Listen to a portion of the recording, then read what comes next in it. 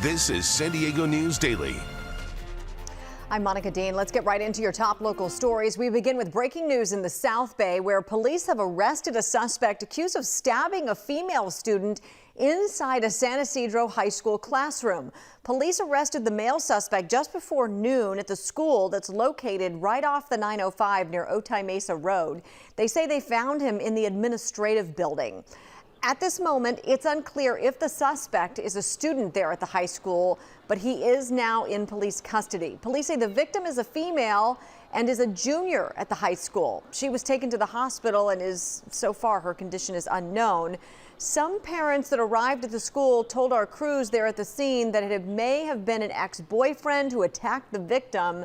Nonetheless, parents are still shaken. Called me in the phone. She couldn't even talk. Like, what happened? Like, why are you calling me right now? You're supposed to be in a school. And she told me somebody here with a knife, and they do something to a girl, and she's in the floor. So she saw everything. So I just tell her, just calm down, let me get out from here. I just told my boss, you know what, I have to move out. I need to go to my daughter's school. The school was previously on lockdown, but it was lifted just after 11 this morning, and parents were told to pick up their children early. Police believe this was an isolated incident. We're continuing to follow the story, and we'll have the latest updates on NBC7 News at 4, as well as on NBC7.com. Chula Vista police were called to an apartment in the middle of the night and found a man and woman in their 20s dead in their bedroom. Police say this happened overnight yesterday around 2:30 in the morning. Officers got a call from a neighbor at the Kingwood Manor apartments because they heard gunshots.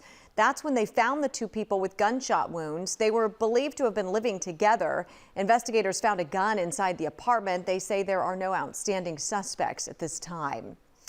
A new mother in Fallbrook is thankful to be alive after barely escaping a house fire with her newborn daughter. Violeta Nieto and her baby were inside their mobile home in Rainbow. Nieto says within just a matter of minutes, her entire home was engulfed in flames. Nieto says she lost everything. That's what I was more worried about, her breathing the smoke. She's safe in that I get to carry her still in my arms. It gives me hope that everything will be better. That's scary. Nieto says they'll now spend the holidays with friends while they figure out a way to start over. The North County Fire Protection District responded to the incident and is investigating. Automated license plate readers will remain in use in the city of San Diego. That's a decision from council members after hours of public comment and heated discussions. Though other tech was part of the conversation, including SWAT, robots, and smart street lights, it was the readers that dominated the debate. Many speakers voiced privacy concerns over the technology and how the information collected is being used, including whether it can be shared with federal or immigration agencies. Police Chief Scott Wall said that type of access would require a court order, which would not be granted in California because it goes against state law. Others in favor of the technology argued that it has been effective in solving crimes. Meteorologist Angelica Campos joins us now with a look at your forecast. Hi there. And this warm weather will continue for the next few days. You can see here the main pattern, the jet stream staying north with cold air passing through basically the northern tier of the country, and that will continue. So another very warm day today, tomorrow, and then by Friday we'll start to feel the difference. Already humidity levels are starting to improve somewhat near Oceanside and Encinitas, but very dry across the rest of the county with those numbers in the teens. That is very dry. You probably feel it on your skin, when you breathe, and even in your eyes. It gets really dry, and that affects everything. So that's the reason behind it. Once onshore flow starts kicking in, moisture levels will go up and it should be a little bit better. For the weekend is when it's going to be the most pleasant. This afternoon, upper 70s near the coast, mid 80s inland. In the mountains, 72 degrees, still breezy with those Santa Ana winds, relatively weak out of the east. Temperatures through the afternoon along the coast are going to be in the low 70s at 360s by 5. Inland valleys, sunny and clear as we head into the evening hours. We'll have the rest of your forecast. Monica, back to you. Thank you very much. Imagine paying your parking meter spot there at the meter. Before it even expires, you already have a ticket. Well, that actually happened to a local couple. We'll tell you about it coming up next. You count on breaking news. We continue to monitor several new developments. and help preparing for the unexpected. A red flag warning will start tomorrow. You count on stories from your community. You count on getting different points of view. We're so human. And your voice being heard. The air is not safe.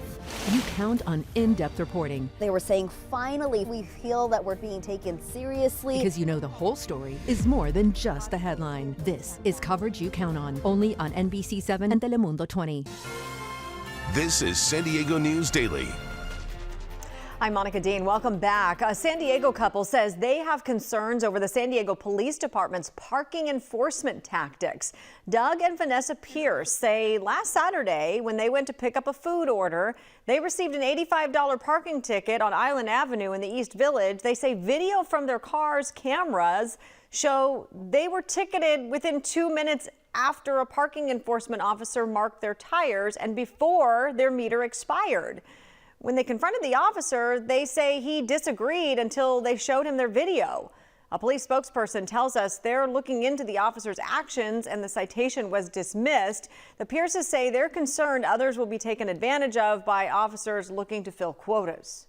I've been wondering, and what I would like to uncover is what sort of pressures would the city or the department be placing on these individuals to where they would feel the need to falsify evidence like that to generate these citations. We kind of feel like we have a responsibility to make the public aware of what is going on, and this might be a more widespread issue, unfortunately.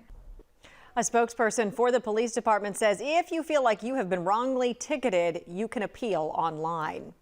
Hundreds of dogs at the San Diego Humane Society got a special holiday treat this week. The Karen Cooper Foundation brought in a minivan full of red bags to the shelter, and each filled in honor of the foundation's namesake. The foundation was named in honor of a local woman who lost her life in an accident in 2023. She dedicated her life to helping animals, and her family, who founded the organization, says this is one way to carry on her legacy.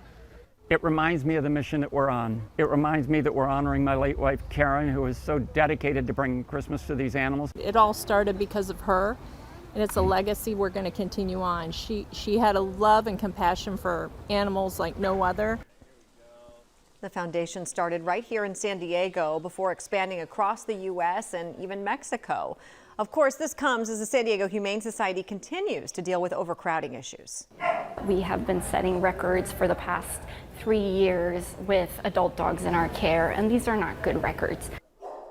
Nina Thompson with the San Diego Humane Society says year after year they are seeing more animals come in who sit there for longer. She says contrary to popular belief, if you are looking to gift someone an animal this time of year, having extra time off around the holidays can help in that transition period. You just want to make sure that you know what you're getting yourself into. We will have a look at your weather forecast right after this. NBC7 and Telemundo 20. Weather coverage you count on. You count on accuracy. The winds are going to be increasing. You count on these experts. Take a look here at our future weather. In 2 languages. Más de 3 pulgadas de precipitación. You count on innovative tech. You look at our first alert Doppler radar. From a team you depend on. Dry conditions to round out this week. You count on early warnings. Because we had pretty significant rain. Because you know every second counts. It just kept getting worse and worse. This is First Alert Weather. This is coverage you count on. Only on NBC7 and Telemundo 20.